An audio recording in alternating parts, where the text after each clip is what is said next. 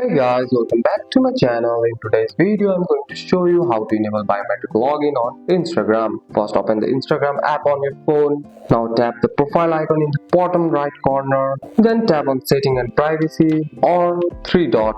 Scroll down and look for the security. Here Instagram doesn't have direct Face ID login button like banking app, but it uses your iPhone lock and save login security. To enable biometric protection, open the iPhone setting app, scroll down and in the search bar type Instagram.